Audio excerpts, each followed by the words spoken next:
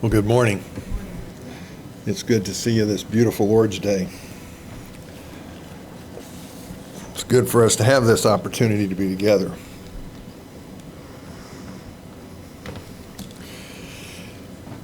I hope you're enjoying this break in our messages from Mark, but are looking at this series on the heart, and I hope that it's a blessing to your life as it has been to mine. And today we want to be looking at the obedient heart from 1 Samuel 15 into chapter 16. And so we want to focus on that. You know, there's this kind of as a general reference. This is a freebie, but there have been two books that I've found very helpful in looking at the life of David beyond the scriptures. And they're written differently, but they have a great passion and insight, and that was Chuck Swindoll's book on David, a man of passion and destiny, and then a man by the name of Mark Rutland in his book, David the Great. Those have been very helpful, and they have different ways about sharing some information, and if you ever come across one, I highly recommend them. The life of David, though, going from being a shepherd and then to being king, the rags to riches story, his courage and character and how God used him, that's just absolutely amazing. And we're reminded that David is a man just like us. I mean, he's human, a man who lived by his passions, and at times he surrendered to them. David struggled to live a life with the living God, and at times fell short. He had some serious family trouble. And still, he was a man that God deeply loves, and God holds up for us to look at as an example of what it means to live a life with God. And the heart-shaping work of God in David's life is really the focus of where we are looking at here in David through this series of messages. And this morning, we begin by looking at Saul and Samuel, and I want us to focus on what Samuel knew. You know, God, his people wanted a king. And so God gives it into the people. He gives into their free will, and he sends Samuel, who is a judge, who's a recognized leader of Israel. And God sent Samuel to anoint Saul and declare Saul as the king, the kind of king that the people had asked for. And so Saul was this strapping young man who stood head and shoulders above everybody else. He was tanned, he was handsome, he was a mighty man of valor. He came from a great family. Saul is the people's choice for king. He's not God's choice. And so now we're all up to speed, because that's kind of a nutshell of what last Sunday was about. But shortly after Saul became king, the wheels fall off the chariot. And sometimes something just within him just snapped, because he becomes selfish. He becomes self-absorbed. Saul is a man who is all about Saul, and he becomes angry, and he becomes hateful, and he becomes mean. And during the last years of his rule, he loses touch with reality. Literally, he becomes certifiable. I mean, he's paranoid. He is psychotic. And right after Saul became king, he made three major mistakes, three blunders that show us where Saul's heart was and where his mind was. And in 1 Samuel 13, in verses 1 through 14 that we looked at last week, we talked about him, found there at Gilgal, waiting for Samuel. Saul, because he's all about Saul. At this point, he's afraid because what will the people think? Samuel hadn't showed up on time. What's the people thinking? I need to do something. They're going to lose confidence in me. It's all about him again. And Saul decides to act in a disobedience, and he offers the burnt offering instead of waiting for Samuel, who was the one who was going to offer. So, strike one. Soon after that, there is this ongoing conflict that they had with the Philistines, and Jonathan, Saul's son, is take 600 men and they take on the superior forces of the Philistines. And Jonathan, with his 600, put the Philistine army to rout. He chases them away and they turn tail and run. Well, Saul seizes an opportunity to seize the momentum of the battle and grab all the glory for himself because he's leading from the rear. And Saul gives a really bad command. He says in 1 Samuel 14, "Cursed be the man who eats food before evening and until I have avenged myself of my enemies." Until everybody knows that I've been victorious, nobody eats. Can you imagine that? 600 men taking on this massive force, and they're bound to be famished. Then they need some food for sustenance. And he said, you can't eat until everybody knows that I've been victorious. Really brilliant. Jonathan didn't hear the command. And he got hungry, and he came upon some honey, and so he takes a lap of some honey and gets a little energy from the sugar there, and Saul finds out about it, and he decides Jonathan's going to die. He's going to execute his own son. And 1 Samuel 14 tells us, he says, "May God do this to me and more also, for you shall surely die, Jonathan." To execute, it takes a special person to want to execute their own child. And the people, he would have, but the people pled for him. Don't do this. Don't take Jonathan's life. That's the mental state that Saul was in. He was going to execute his son for taking a little honey. So a bad decision, strike one. Rash vow, strike two. And in chapter 15 of 1 Samuel, we find strike three. Because God sends Saul to take out the Amalekites. I want you to wipe them off the face of the earth. I want you to destroy everyone. I want you to kill everyone, even the livestock. Utterly destroy. And Saul does not understand what utterly destroy means. I think that's pretty simplistic. But he doesn't understand it. But he does what Saul does best, and that's whatever he wants to do. And Saul keeps some of the goods for himself. He captures King Agag of the Amalekites to be a prisoner there, and he takes all of the plunder and spoils of war, and then they take a victory tour, and he parades around everything, showing everybody all that they've gathered, and that this is what a tremendous victory, and he's claiming victory, but it was God who gave him the victory. Have you ever been tempted to do that before? Take credit for something that God does? God provides for us our daily food, provides for us our daily sustenance, the roof over our heads, the clothes on our back, the food in our stomachs. He leads us through some difficult situations. God uses us to maybe impact or touch somebody else's life, and somehow we get this idea that we're pretty clever. 1 Samuel 15:13 there, Saul is on Mount Carmel building a monument to himself, and Samuel shows up, and Saul goes on to say, "Blessed are you, O Lord, I have carried out the command of the Lord." And Samuel says, "Well, if you've obeyed God, then why do I hear the bleating of sheep and the lowing of the oxen?" In verse 15, "The people spared the best of the sheep and the oxen to sacrifice to the Lord your God, but the rest they utterly destroyed." Notice how he rewrites history for his convenience, because it didn't make him sound good. Verse 17, "The Lord anointed you king over Israel. The Lord sent you on a mission. God told you to utterly destroy the sinners, the Amalekites, to fight against them until they were exterminated. Why did you not obey God but kept the spoil for yourselves?" And then in verse 24, then Saul says to Samuel, "Well, I've sinned.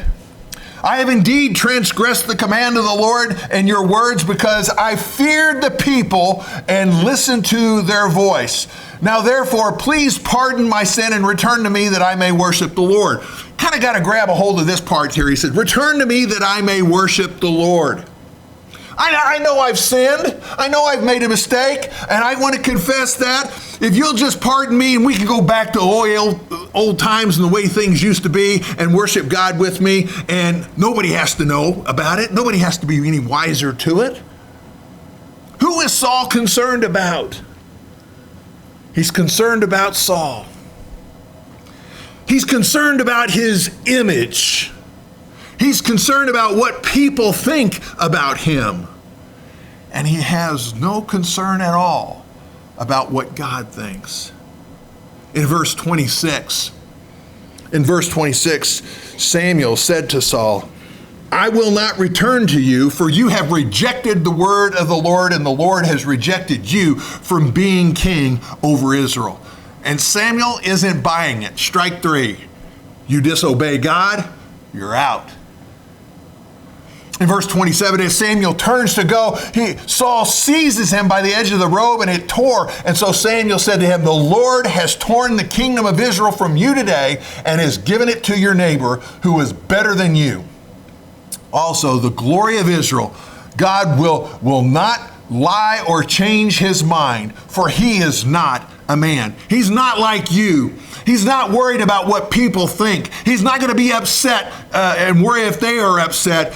He is not a man who should change his mind. Ouch. Verse 30, then Saul, said, I have sinned, but please honor me before all the elders. This guy just doesn't get it. Honor me before all the elders and all the people before Israel, and then go back with me that I may worship the Lord your God. What is worship to Saul? What is worship to Saul? I don't think it has anything to do with worship as far as he's concerned. It's an act. How pathetic is this? The king grabbing the robe of Samuel, groveling, begging, okay, you got me now. Let's just go back the way things were. People really don't need to know anything. Samuel saw through the charade.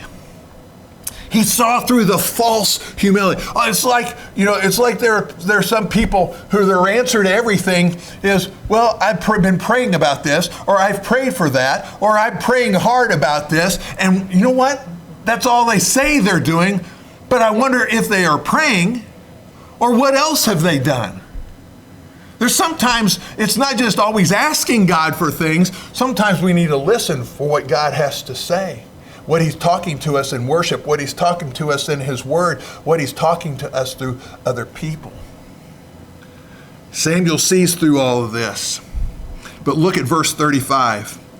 After the worship, after Samuel hacks up Agag and into little pieces, I think it's probably an act of grace on Samuel's part that he goes ahead and he goes back and with Saul to lead worship for the people. And he goes and he finishes off and he kills Agag, and then he turns and heads home. And in verse 35, Samuel did not see Saul again until the day of his death, for Samuel grieved for Saul. Samuel grieved for Saul. What did Samuel know? Samuel knew that Saul's main concern was Saul. Samuel knew that Saul was irrationally concerned about his image before people.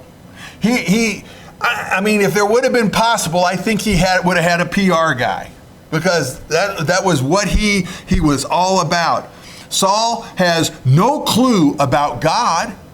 He has no clue about what's involved in worship. Worship is something that he does. It's a practice that he follows through, a rituals that he keeps, but his heart is nowhere involved in it. He's certainly not listening to God. He has not a repentant spirit. He doesn't realize that worship is a part of the heart. He doesn't understand the change that's involved in repentance. He doesn't understand humility. Saul is not all there mentally. And I know it's getting a little ahead of ourselves, but eventually he kills himself. What does Samuel know? Well, he knows that the people have chosen Saul as king, and that Saul is not qualified to be king. And Israel is surrounded by vast enemies and the Philistine army, and they're at war. And he realizes that godly leadership is desperately, desperately needed. And someone has to lead God's people. But who's going to do it? And Samuel doesn't know. Samuel doesn't know, and nobody knows, but God does. Have you ever been in a desperate situation where it seems like the walls are just caving in? The pressure is on. Something has to be done, and you just don't have the answer. Well, the second thing I want us to see here goes on to what God did. Isaiah chapter 65, verse 24, God is speaking. He says, "Before they call, I will answer. And while they are still speaking, I will hear." God answers us even before we call. Ponder that for a moment. You know, Samuel's missing. What we often forget is that even before June 12th, 2022 ever happened, before this little blue planet was ever pushed around the orbit in the sun, before creation was creation, God has already had this day worked out. Even this week, even this coming week, and the events, whatever may be taking place, God has got it. And He had it all in mind. He has had each and every one of us in His mind. God is the God who has a plan. One writer has said that God is never at loss to know what He's going to do in our situation. He knows perfectly well what is best for us. Our problem is we don't know. And we say, "Lord, if you just will tell me, then I'll be in great shape. Just reveal it to me. Explain it to me, and I can count on you." But that is not faith. Faith is counting on Him when we do not know what tomorrow holds. See, if we knew what was going to happen, then that wouldn't be faith, would it?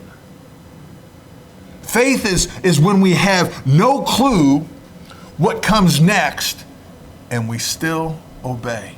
We still trust. God reveals just enough so that we learn that He is trustworthy, but not enough to rob us of the joy of trusting Him. Think about that for a moment. God knows exactly what He's going to do. He knows even before we cry out, He's already answered. As we look at God's plan unfolding in 1 Samuel chapter 16, there in verse 1 we read, "Now the Lord said to Samuel, 'How long are you going to grieve over Saul, since I have rejected him from being king over Israel? Fill your horn with oil and go, and I will send you to Jesse the Bethlehemite, for I have selected a king for myself among his sons.'" God has a plan. He goes, "Fill your horn with oil. Go to Bethlehem. Find Jesse. You'll find the man that I have already chosen." God chooses a man who's after His own heart, not the People's Choice Award. God has a choice, and He knew who He wanted, and He knew He wanted king long before creation was creation. And in verse 2 it says, "But Samuel said, 'How can I go when Saul hears he's going to kill me?'" And Samuel, his response is a lot like ours sometimes. Where is Samuel looking, though? He's looking at Saul. He's not looking at God. That happens to us, doesn't it? We get focused on our finances. We get focused on family stuff. We get focused on work situations. We get focused on world situations and governmental work situations and school situations. And we have all other Saul activities that are like Saul. And God says, "Go, I got it. Just go and trust me." And we kind of just hang back and wait. Verse 3 says, "And the Lord said, 'Take a heifer with you and say, I have come to sacrifice to the Lord. And you'll invite Jesse to the sacrifice, and I will show you what you shall do. And you shall anoint for me the one whom I've designated to you.'" Don't you love it? God doesn't listen to Samuel whine. He doesn't listen to us when we whine like that. He just says, take a heifer with you.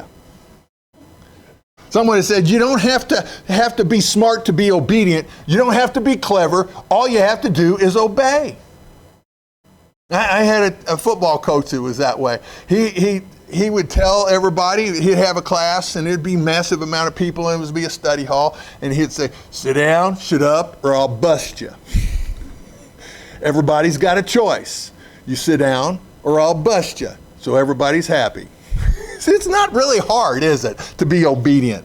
We just have to obey. Isn't it wonderful when we obey? Isn't it wonderful when we follow God in faith? We don't have to come up with any clever plan on our own. All we have to do is obey. And it's kind of monosyllabic. I mean, take a heifer with you. Invite Jesse. Do the sacrifice. I'll show you who to anoint. Pretty simple.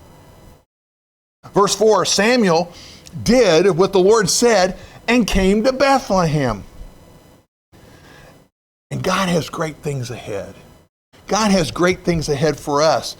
Even if we ever find ourselves, if we find ourselves in a no-win situation, a no-win scenario, all we have to do is grab a heifer and go. And that's a word of encouragement for us. Because when we grab the heifer and go, we're showing our faith and trust in the Lord.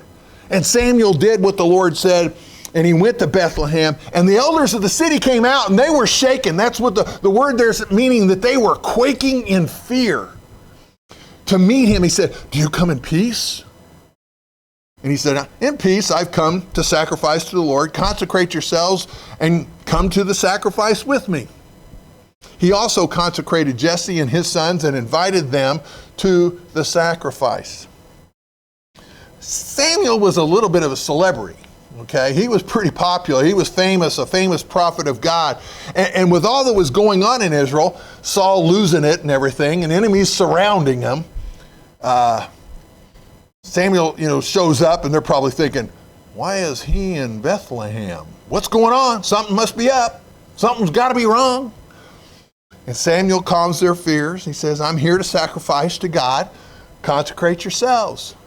So on the one hand, this is a covert consecration. I mean, he doesn't tell them that he's there and on a secret mission, and Saul's still king. And so for Samuel to do this was kind of an act of revolution. But on the other hand, this is a serious call to consecration. God and Samuel know what's really going on. Consecration is preparation to be in the presence of God, because that's where they're about to be. Consecration probably involves some ceremonial cleansing and changing of clothes, and maybe some special prayers. And somewhere along the way, the heifer gets sacrificed, and all the preparations are made for the anointing, and God is at work here, and this is God's plan. It's not Samuel's. It's a God moment. And in verse 6, it says, when they entered, meaning Jesse and his sons, Samuel, he looked at Eliab and he thought, surely the Lord has anointed him before me. And we know that he goes to son number 1 and before Samuel, and Samuel's thinking, looks good, tall, impressive, looks like a Hebrew. Surely the firstborn of Jesse's, is going to be king. And in verse 7, the critical verse, but the Lord said to Samuel, do not look at his appearance. Don't look at his appearance or at the height of the stature, because I have rejected him. For God sees not as a man sees. For a man looks at an outward appearance, but the Lord looks at the heart. God has already chosen the man after his own heart, and Eliab wasn't him. And then Jesse calls Abinadab, and he made him pass before Samuel, and the Lord has not chosen him either. And in verse 9, Jesse takes Shammah, and he makes him pass. And he said, the Lord has not chosen this one either. Thus Jesse had 7 of his sons pass before Samuel. But Samuel said to Jesse, the Lord has not chosen these. 7 sons, each one kind of get the gong. It's like the gong show. Bong. Next one, please. But put yourself in Samuel's sandals for a moment. I mean, he has no clue. He's just obeying God. He's done the consecration. He's sacrificed a heifer. He's watching the parade of Jesse's son and just waiting for God to say, this is the one. And the list keeps getting shorter and shorter. And all the prime choices have passed by. And Samuel's starting to look at the list. And he's down to number 6 or 7. What's left, Jesse? He has 2 daughters. This is getting downright uncomfortable. I mean, there's a lot of pressure. But you know what? Obedience and waiting on God in real-time life is not always easy, is it? Obedience is not always easy. Faith and patience sometimes are very hard. Tough to trust.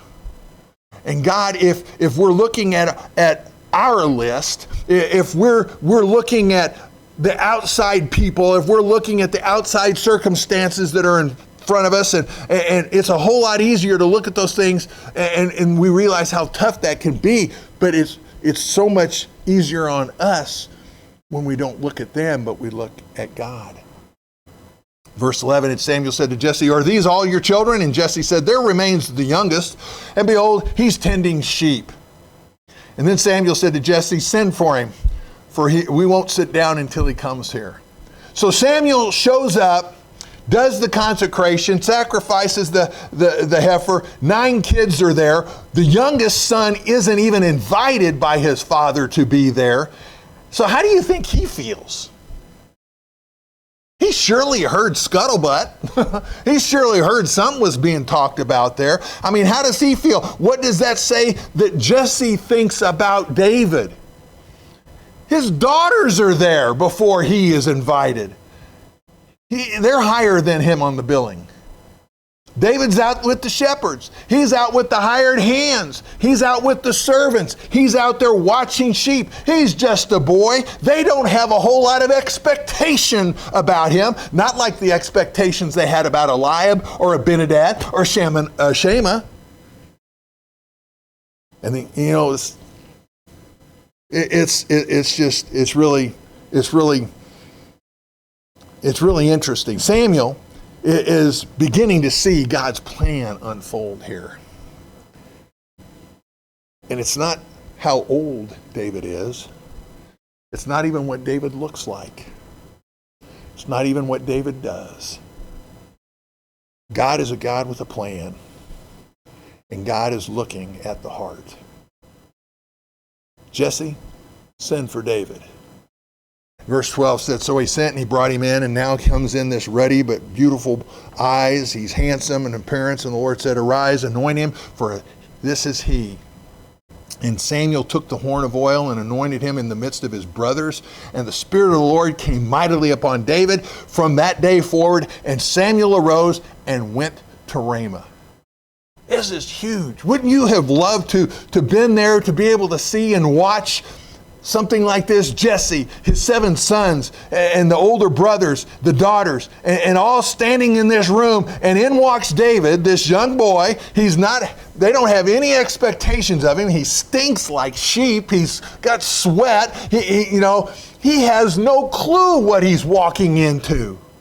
And the old man Samuel walks over, pours oil on David's head, and it runs down off of his neck and onto his clothes.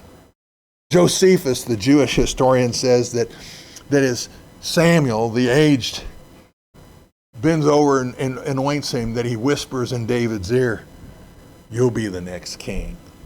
We don't know if that's actually true or not, but it does make sense. How do you respond to that?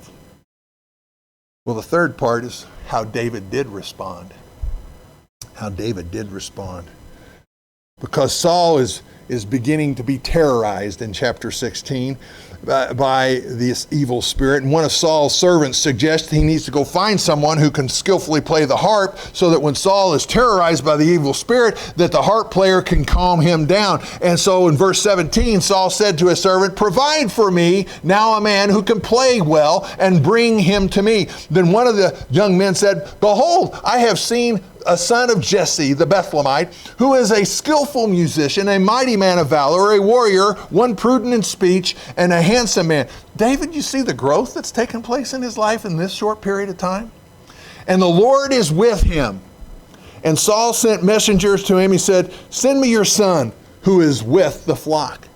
David is growing. He's moving ahead in his faith and what God is doing in his life. Jesse still has him tending sheep. He's with the flock. And I don't want us to miss that, because that is important for us to remember where David is. He's with the flock. How did David respond to the announcement, you're going to be the next king? Well, I tell you one thing, he wasn't at Target trying out crowns. He wasn't updating his Instagram account. Guess who's going to be the next king? He wasn't doing something like that. I mean, there's no parade. There's no wardrobe, new wardrobe for him. He's with the flock. He's faithfully doing his job. Later on, during the whole David and Goliath thing, David goes back and forth from the battlefield to his father's sheep, listening to what his dad, finding out what's going on, back and forth. He's just being faithful. David isn't about David. That's one of the reasons why he's a man after God's own heart.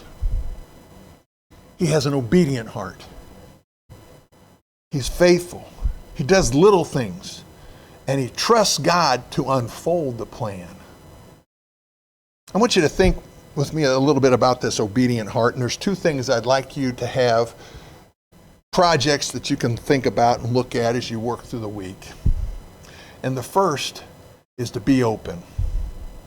Be open. You know, it's amazing how we can take something simple and we can make it really, really complicated. You know, I really think the smartest people in the world are those that write children's books, not the big textbooks in college textbooks, but the children's book, because they got to take difficult concepts and break it down for children to understand. That takes some real talent. Go, just follow me. I'll show you who I've chosen. Pretty simple, isn't it? God's the one who's creative. Sometimes the plan may not be exactly the way we think it should be, and sometimes it may not make any sense at all to us. But God's timing takes into account the eternal purpose. God's timing takes into account the big picture, not just short-term view. It's not short-sighted. God sees the whole picture, and we don't. Faith is obediently following God, even when we don't see the plan. It's Hebrews 11:1 that tells us, now faith is the substance of things hoped for and the evidence of things not seen. Paul would tell us in Romans 8:24, he says, for we were saved in this hope, but hope that is seen is not hope. For why does one still hope for what he sees? Interesting. So be open to God and be open to God's plans, and don't make too much about things and try to complicate them by your own cleverness. Just follow Him and allow Him each day to walk with you through the day, to open things up for you so that you can be where you need to be and do what you need to be for His glory. So we need to be open. And that's hard sometimes for us to do, because we have preconceived notions. Where was Samuel before he walked up and looking at Eliab? Oh, yeah, surely he's the one. He had no concept of what God had. So be open. Be open. Second is be ready. Be ready. You know, it's easy to think we're nobodies. And in a church our size, it's easy to think we're nobody because we're small. But dynamite comes in small packages, folks. And we need not forget that. Maybe some people have told us that all our life that we're of no account. They told us we're the youngest, or we're second fiddle, or no one really has any expectations of us to do anything. And we might see ourselves as damaged goods. We might look at our life and think, you know what, I've made so many mistakes in the past, there's no way God can use me now. And so we're second rate with no hope of ever being anything else. And we may be cranking it out in a meaningless job. We might find ourselves endlessly pursuing classes. We might find ourselves hanging in through tough family situations and living in mundane existences. Here we are living in Southwest Missouri, which is, the cultural hub of the Midwest, of the Western Hemisphere. We are more than we sometimes sell ourselves way short. But one morning, David was tending sheep. And that evening, he's anointed as king, the next king. And he's king in waiting. Didn't see that one coming, did we? And afterwards, he's tending sheep, waiting for God to go so that he could go to the next step. Ready when God called him to play the harp. Nobody noticed David. Nobody noticed David except God. And if God can send Samuel to a house in Bethlehem and pick out David out of the field, don't you think that God can reach into Republic, Missouri and grab a hold of you and me also? So don't focus on Saul. Don't focus on the enemies that's out there. Don't focus on outward appearance. Don't focus on what we don't see happening. Focus on obeying God right where we are and be ready. Because you are somebody and God has a plan. This morning as we come to our decision time and invitation time, we're going to be singing a hymn of decision, Lord, I'm coming home. It's times that we fail to remember that we do drift afar from God sometimes. And we need to come home. And maybe today you've never made Jesus Christ the Lord and Master of your life. And it is a coming home. Maybe you've wandered away through years past. It's a chance to come back. Isn't it neat to know that God gives us opportunities and is a God of second chances like that? So let's be standing and singing. And if you have a decision to make, you step forward, come out, and we'd be glad to visit with you in whatever decision you may have today. Appreciate your presence today, and I hope you've been blessed as we've had opportunity to be together today and worship. And the announcements will be on the screens there so that you can see them. Don't forget, tonight we do have evening worship at 6 p.m. And we'll have, preceding that at 5, we'll be having a board meeting. So board members take note of that. 5 o'clock board meeting and 6 p.m. evening church. So, okay. That means the board meeting will be short. We seem to like that too. Appreciate that. Bible study on Wednesday morning at 9:30. Don't forget that. What a great opportunity to be together. I appreciate you all very much and appreciate your participation in worship. Let's go to the Lord in prayer. Father, thank you so very much for the encouragement of your word. I thank you, Father, that you're constantly teaching lessons. There's so many lessons that we can learn from this life of David and the humbleness of his heart and his obedience. And it just teaches us to be obedient in so many areas of our lives. And so, Father, I pray that you'll help us to just resonate with those things and mull over and chew on some of this stuff. And I just pray that you'll help us to have obedient hearts as well. And that we would be humble and see the contrast in the life of David and the life of Saul, and that we would want to be like David. Father, I pray that you'll go with us as we go into this week, that you'll help us as we visit with people and have opportunity to say a good word to somebody about Jesus, that Lord, that you'll be glorified in all that we do and say. So we love you, Lord. Thank you for being here this day with us and giving us a chance to just be in worship with you. For it's in Christ's name we pray. Amen. Have a great day.